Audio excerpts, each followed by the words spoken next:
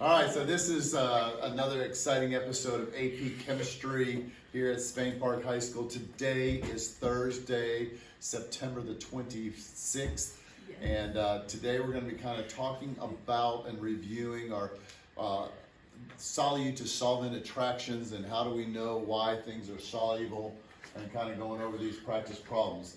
Now, for some of y'all, we've already done these, and others we have not, so we're kind of reviewing this just to make sure that we cover it all. So, y'all have already done all these, so I need you to tell me now what the answer is and why. So when we look at the lattice energy of a salt, first off, what does lattice energy of a salt, lattice energy, it always applies to what type of compound? Ionic. Ionic, okay?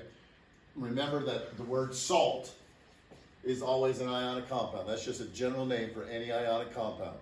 So if you want to, you can circle that on your paper and just write in any ionic compound. So salt is always that. So when you see lattice energy, what formula automatically comes to mind, Sam? Coulomb's law. Coulomb's law, okay?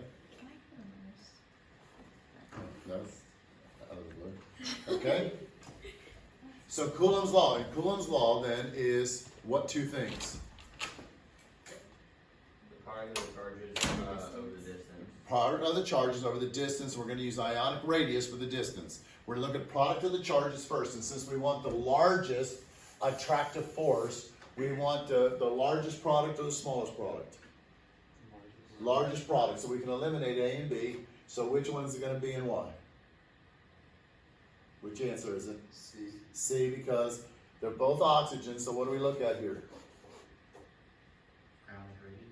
The ionic radius, okay, and that's the proper terminology, the ionic radius, okay, and so we use the periodic trend, and we can see that magnesium is going to be smaller than calcium, and since Coulomb's law, delta H of dissociation is equal to K times Q1 times Q2 over D. Since D is in the denominator, then the smaller the D, the bigger the delta H of dissociation. Is that shown? Okay? All right. Yeah. So we have that. Now here, when we look at number 5, number 5 is referring to this, and notice it's the circle part. Okay? So what type of attractions are we looking at here in the circle part? Are we looking at covalent bonds or IMFs? IMFs, because it's between molecules, right? So as A and B, you can eliminate A and B because those are dealing with intramolecular bonds. So if I was looking at this, okay? Now, a couple of things on here. Just, again, I don't think I did this yesterday.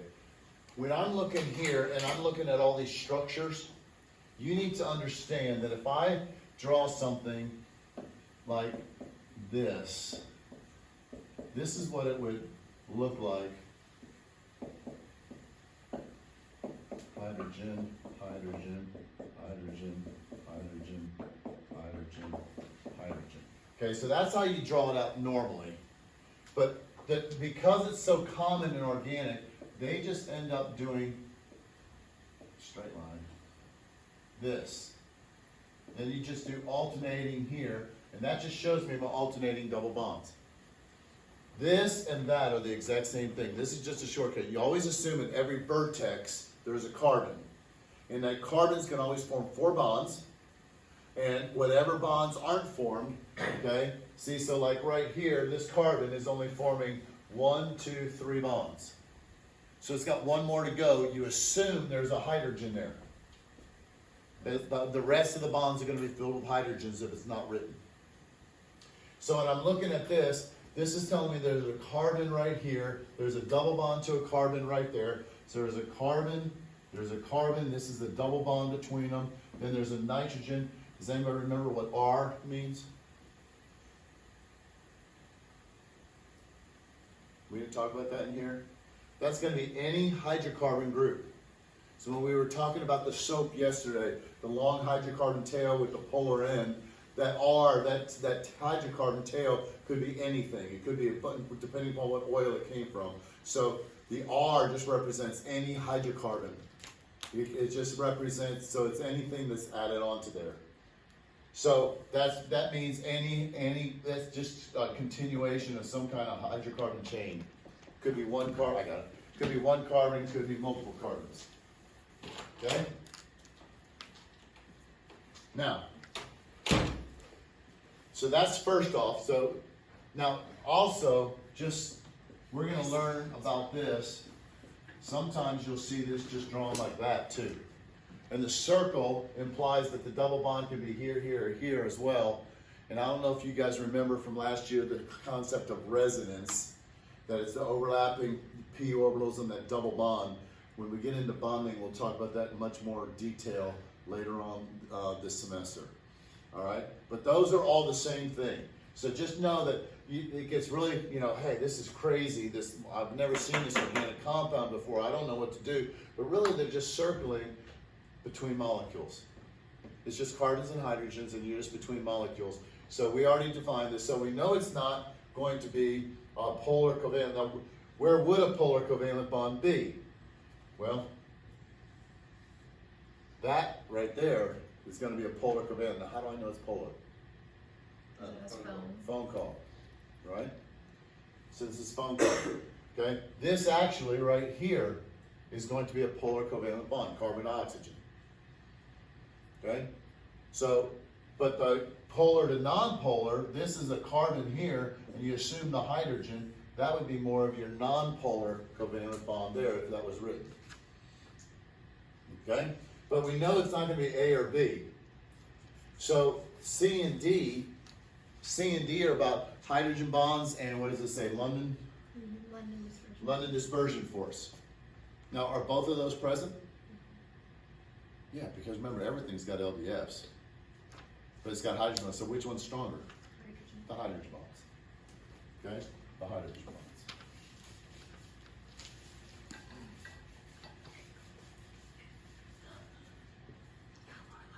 All right. So here's the benzene ring again. Okay, the benzene ring again. So that's what I just drew. So this again can be represented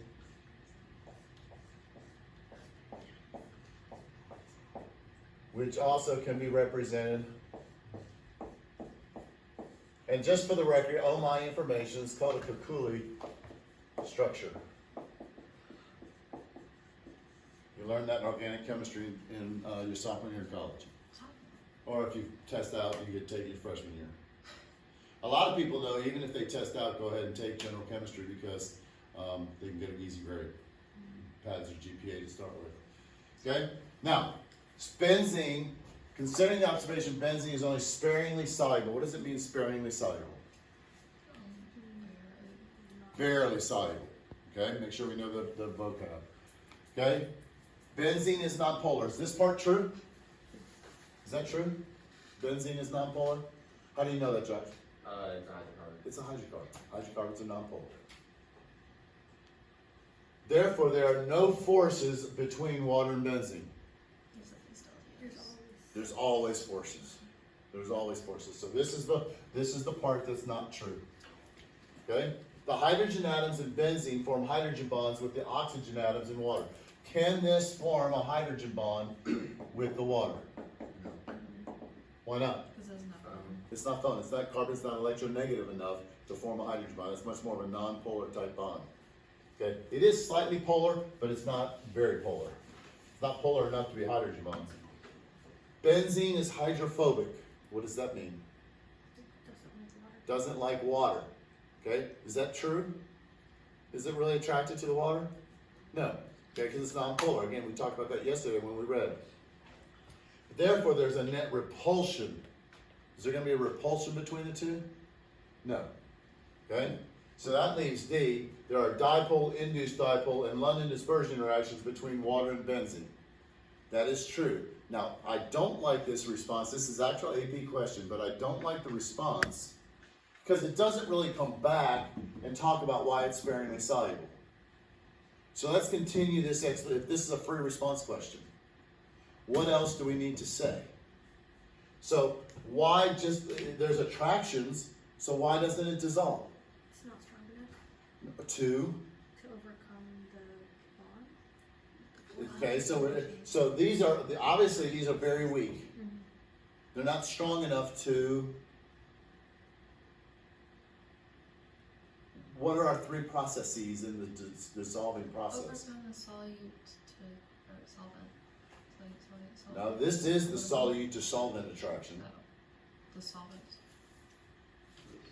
One of them. So this is the solute. This right here is our solute to solvent. Would it be solute to solute? Okay? Well, is the solute to solute, the London dispersion forces are they gonna be real strong?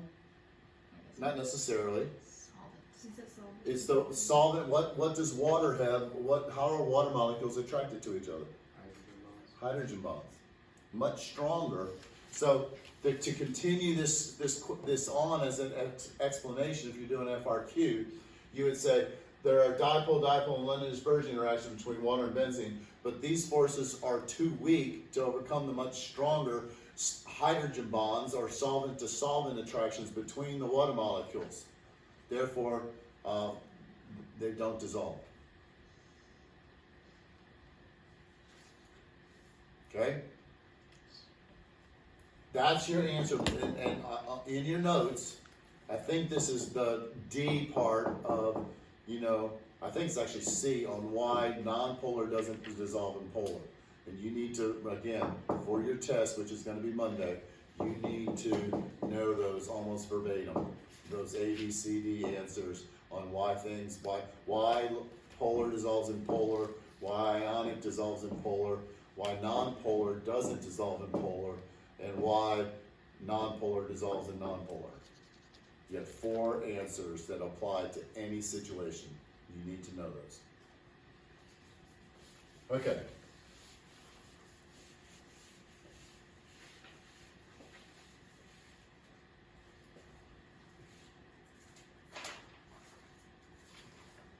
Looking now at this. Again, we have the relative strength of ions to water. So what is going to be the name of that solute to solvent attraction? The ion to the water. What's going to be the name of that attraction? Ooh. Ion to dipole. That's one of the things I gave you that sheet. You need to know all those attractive force names because you're going to, in free response questions, you have to use those names specifically. Okay? But if it's an ion to dipole, that's a positive to negative attraction. So what's going to determine the strength of that?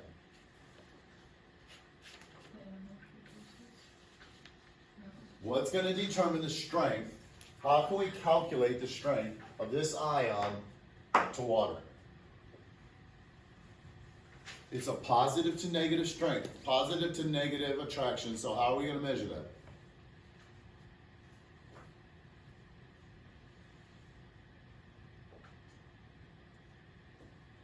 Nobody? Coulomb's law.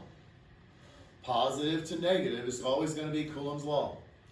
So any dipole attraction is a Coulombic attraction. Any even the electron to the nucleus is a Coulombic attraction. Any positive to negative is going to be a Coulombic attraction. Now we're going to call it an ion to dipole, but we're going to measure the strength with Coulomb's law. And so water is always the same size. So what if we want the strongest to the weakest? Which one's going to be the strongest? They all have the same charge, so why zinc? Because it's got the smallest. It's the ionic smallest. radius. It's the smallest. Okay? So it's going to go zinc to calcium to barium. Smallest to largest. Coulomb's law.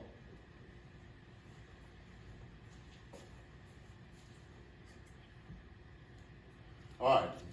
Somebody tell me, what is vapor pressure? We learned it yesterday. What is vapor pressure?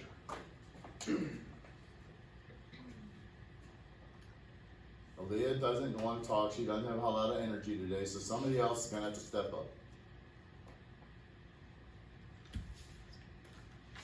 What is a vapor? Something that comes off of the Remember, you said you were tired. We didn't want to answer Oh, that was that. Okay. So what, Sam? It's like when something evaporates into a gas. When a liquid or a solid is in the gaseous phase, it's normally a solid or liquid. So why doesn't this water level go down when the lid's on it? Equilibrium. What is that? Somebody tell me. Aaliyah she can't help herself. Okay. What does it mean it's in equilibrium?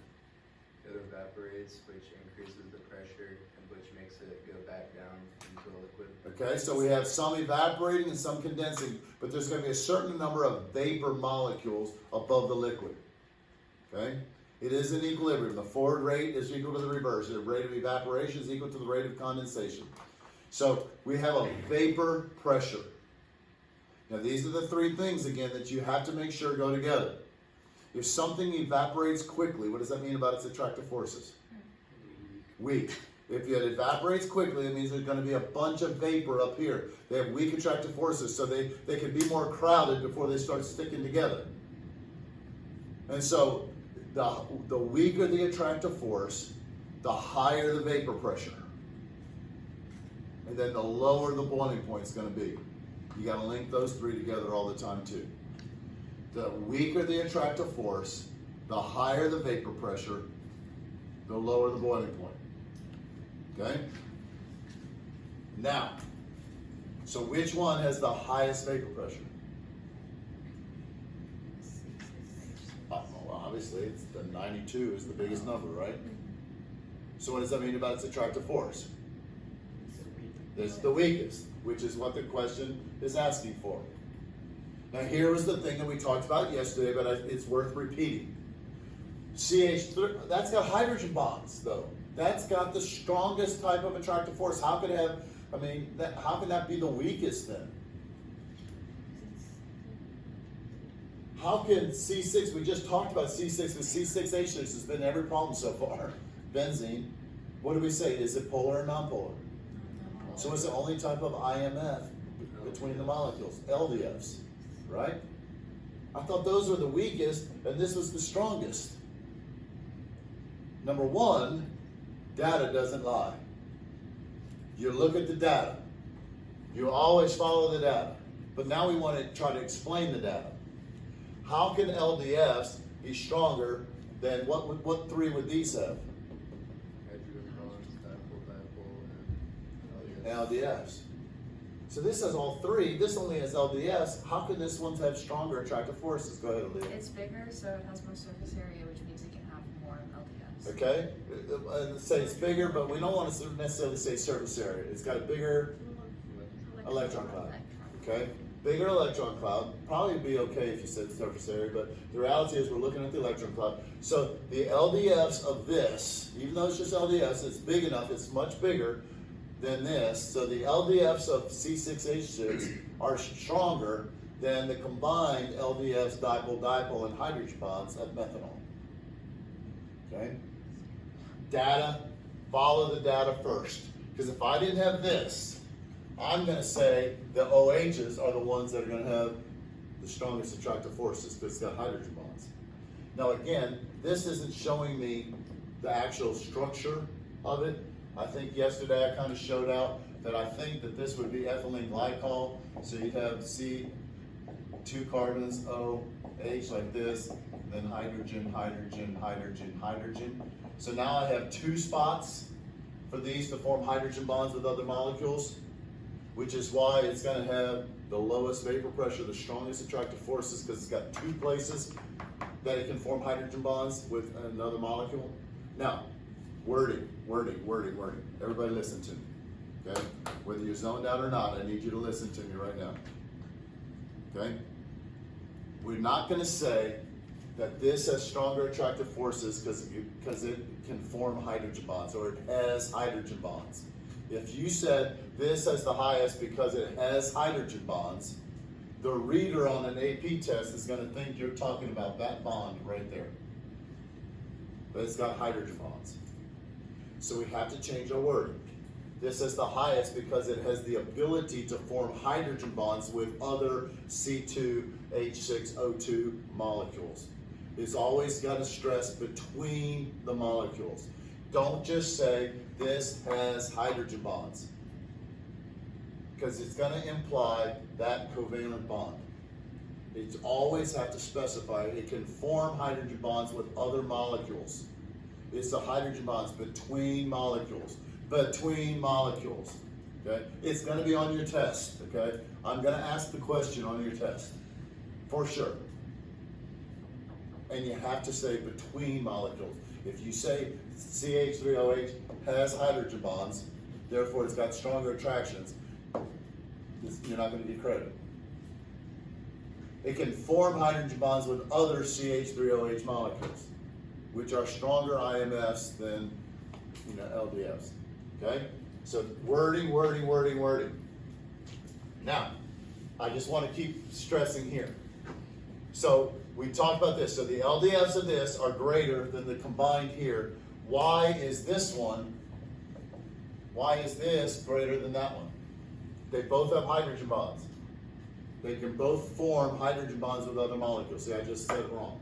They can both form hydrogen bonds with other molecules, like themselves. So why does this one have stronger attractive forces and a lower vapor pressure? As indicated by the lower vapor pressure. It's bigger. It's bigger, so it's got stronger. I don't know, like the force of Which one? LDFs. LDFs. Okay? LDFs. Alright? So you might want to make a note because there's a lot you can deduce from this one problem as far as the strength of intermolecular forces and how they interact. Because AP nowadays loves to ask the question where they give you hydrogen, something that can form hydrogen bonds between molecules, compared to a nonpolar molecule, and the nonpolar has stronger attractive forces based upon the data. Because it's kind of conflicting as far as the way we get taught. Data always wins. Okay? Data always wins. So what's the answer? I've gone around and around. What's the answer? Which one has the weakest attractive force? CH3OH. Okay? The one with the highest vapor pressure. And make sure maybe you make a note when you answer that, because you're going to use this to study. Okay? Now, CAF2 is what type of compound? Ionic. It's ionic. Somebody else tell me, how does she know it's ionic? Because it's a metal. It's a metal and a non-metal. I see a metal, so I know it's ionic. Okay? Now, the delta H is positive, so it has a delta H. What would the delta H be if it was insoluble? Zero. Okay, so maybe make a note there. If it was insoluble, delta H would be 0.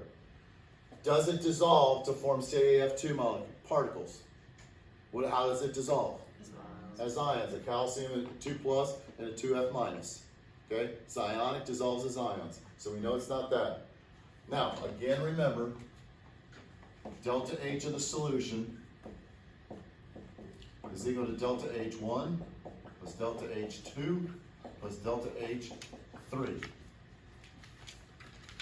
So calciums have very strong ion-to-ion interactions with the F minus. So which one is this one talking about? H1, H2, or H3? H1. And H1 is always what sign? Positive. Okay? Calcium ions have very strong ion-to-dipole interactions with water. Which one is that one talking about? H3. H3. And what's its sign? Negative. Negative. So therefore, since it's positive, which one must be greater? Or H1. H1. So this is the reason why it's positive. If it had a negative delta H, did I hear a knock? No? Am I hearing things? No one's knocking at the door? Okay, I'm hearing things. If it had a negative delta H, okay, what would be the answer? D. No, C is the answer for positive. It's going to be D. It'd be negative. If it were negative, then it's going to be this one. And that would be the answer. It's got the, okay, so whichever sign, is it the lattice energy or is it going to be your energy of hydration? If it's positive, it's got a stronger lattice energy. If it's negative, it's got a greater energy of hydration. Okay? Moving along. Zooming. 9. 10. Gotta go smaller. A little bit bigger.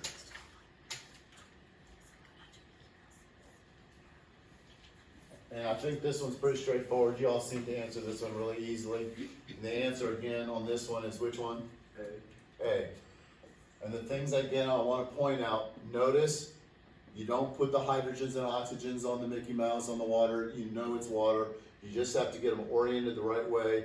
The positive hydrogens are attracted to the NO3s and the oxygen is attracted to the here. So in an FRQ, if you're asked to draw it, you just draw it like this. Do not put the charges, like on water, you don't have to worry about that. Just orient them the right way and always draw water like Mickey Mouse. Okay?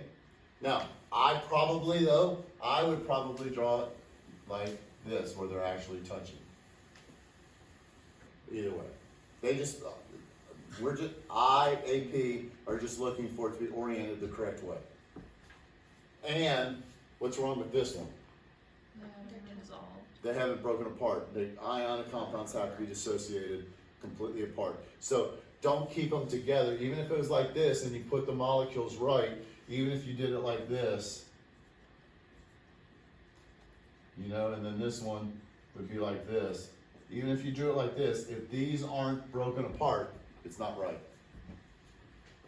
It's got to be broken apart, dissociated. All right. Resuming.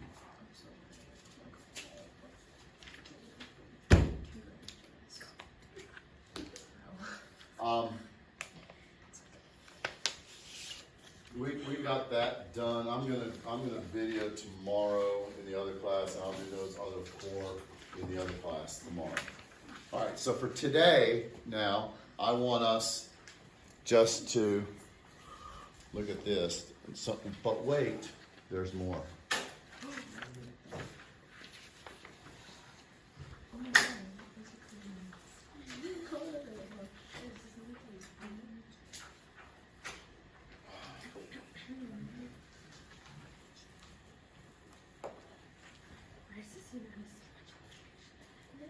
All right, now we don't really have the ability, we haven't gone over everything to do this, okay?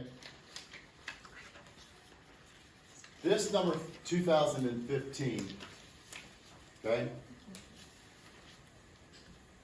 This is how they have you do Lewis dot structures. I don't think you did for everything. She got the, she got a lab. I think that's for. Oh, yeah, you got chemistry lab, sorry. They got it in the wrong pile. It's all right, it was extra. They've already done the lab. All right. We're gonna learn how to do this. This is gonna be one of the things you have to memorize, how to draw the Lewis dot structure and then predict the angles and the shapes and all of that. We did that in chemistry 1. You're gonna have to do it again here, but you're gonna have to memorize your angles. Okay? But now there's a part of this where it's saying they're sending it through, and there's a picture where they're bubbling through the C2H4 gas, and the C2H5 is passed through the tube into water. So they're having something like this, okay? And they have a tube bubbling in and collecting it by water displacement into a tube. Well, it have to be open here, closed up here, okay? And it's bubbling, there's water, so it's bubbling up through the water. And we're collecting it. So both of the gases are being passed through the water. And it says, during the dehydration experiment, C2H4 and unreacted C2H5OH are passed through the tube into the water. The C2H4 was quantitatively collected. In other words, they could measure how much they got as a gas, but the unreacted C2H5 was not. Explain this observation in terms of intermolecular forces between water and each of the two gases. Why, if I bubbled C2H5OH and then C2H4, if I bubbled both of those up through here, why would I be able to collect this? Why would it displace the water and come down, but this would not?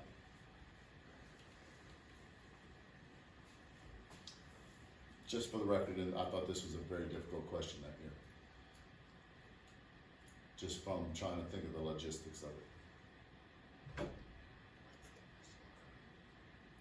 everybody think for a second. What's the difference between the two? The C2H5OH has hydrogen bond. Okay, again, Can form hydrogen bonds with water. water, making it soluble. So is it going to displace the water? No, What's it going to do? dissolve. Dissolve in the water. Whereas the C2H4 is polar or nonpolar? Nonpolar. So what's the only type of attraction between it and the water? LDF, you know, it's what water's those polar, so dipole-induced dipole, which are too weak to overcome the much stronger hydrogen bonds holding the water molecules together.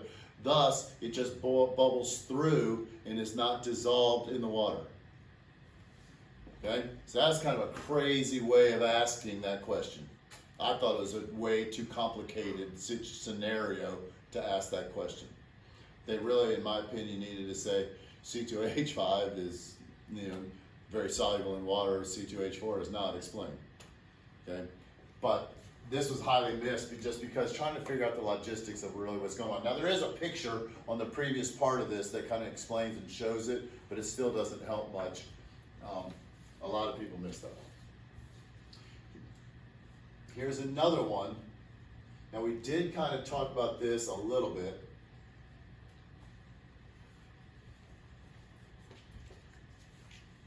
It says, given the spacing between the polymer chains is similar, the beads that sink are made of which polymer? So one of them sinks and one of them doesn't. Which one do you think would sink and why? And what does the spacing have to do with it? And I'm going over these together because I'm not going to ask you anything like this, but we can just kind of talk about the theory of it.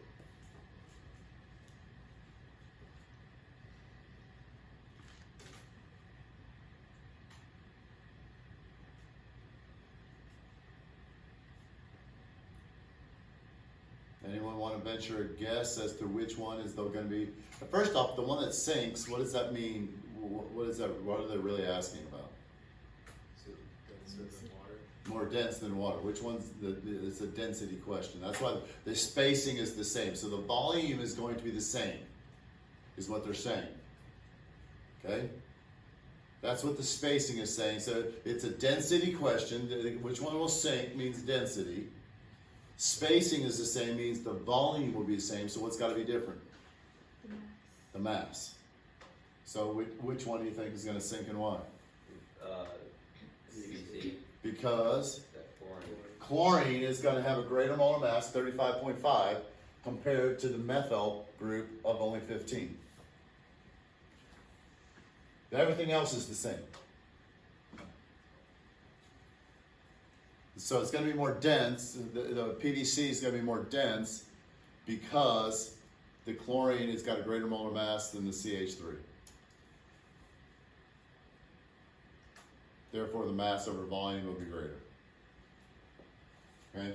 Now, again, I'm just kind of throwing stuff out on that one. Don't stress about that. That's not going to be a test question. Again, I don't like the way some of those are answered. But we can look at B. This is the one that I really, on this page, the one I really want us to look at. So take a second and look at B and come up with an answer.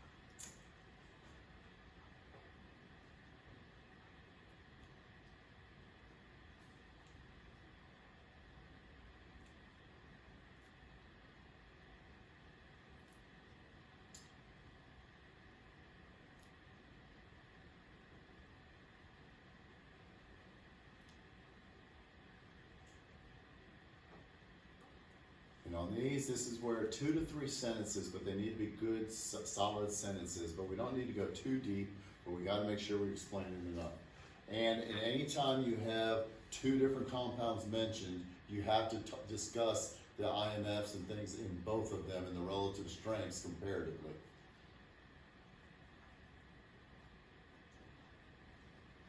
So propene. Justin, what type of IMFs are there between propene molecules? Oh, yeah. Just LDFs.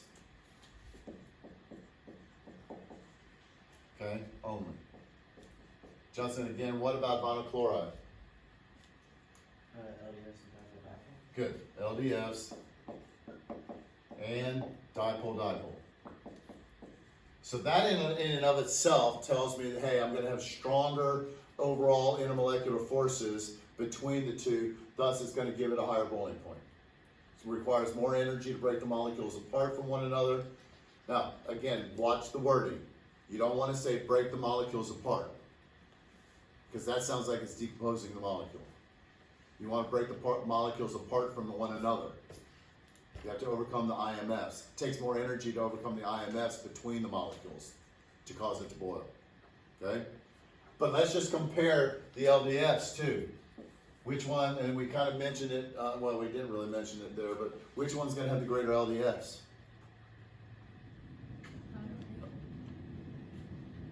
Are you answering, Aaliyah? Final Why? because it has a bigger one mass. Or Ah. bigger electron cloud. Bigger electron cloud, okay? And now again, to me, that's a nitpicky thing, but AP that's one of their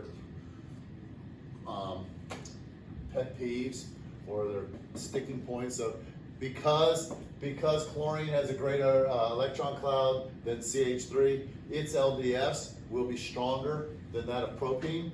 In addition, it has dipole-dipole attractions. Consequently, or therefore, or as a result, you know, the strength of the IMFs between vinyl chloride molecules are going to be greater than those between propene, and it will take more energy to overcome those IMFs, giving it a higher boiling point. All right? Again, we're stressing the strength. Notice what it says though. Account for this difference in terms of the types and strengths. So in your answers, you have to mention the types and the relative strengths. That's how you have to answer. You got to answer the question. I'm really kind of trying to stress that's important that we use the words in the prompt. Okay, we good?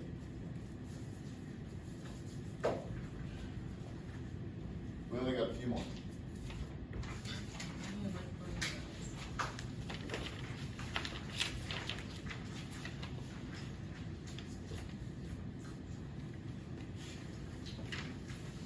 All we have to do on this one is A. Pretty much exactly the same kind of concept. How would you answer? Practice writing an answer out.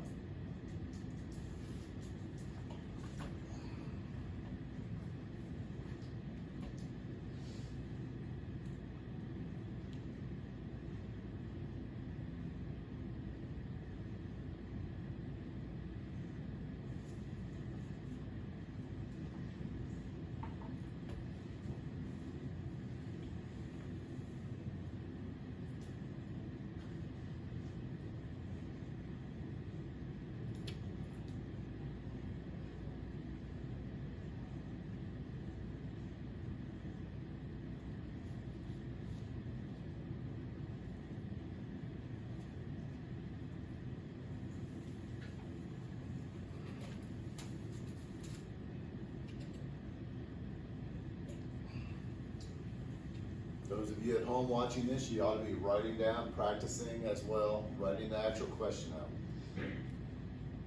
Writing your answer to the question out.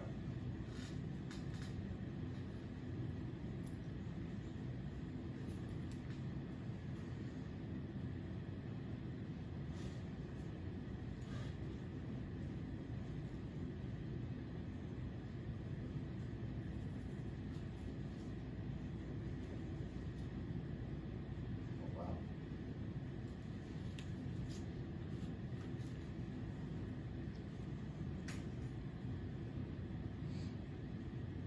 Okay, we're about out of time. Jonah, what are you saying? What's the difference? Do we know? CS2, like the one in dispersion forces of CA2 is like overall stronger than the dipole LDS of COS. Okay, because it's got a bigger electron cloud. Okay? So it's gonna be bigger. So again, data doesn't lie. So this is gonna be totally non-polar, only LDFs. This is gonna be slightly polar. Okay, so it's gonna have LDFs and dipole-dipole, but the LDFs here are gonna be greater than the combined LDFs and dipole-dipole because CS2 is gonna have a greater electron cloud, making it more polarizable. You might wanna throw that word in there. The CS2 is more polarizable due to the larger electron cloud. So its LDFs are stronger than the combined LDFs and dipole-dipole of COS. Okay? Tomorrow is just going to be, I'm going to post a study guide tonight. Okay, but it is a study guide. It's really not things you solve. All these practice problems are the things we solve. It's really just saying, hey, you need to make sure you know this, you need to make sure you know that. You have all of the notes, and you have all of these practice problems.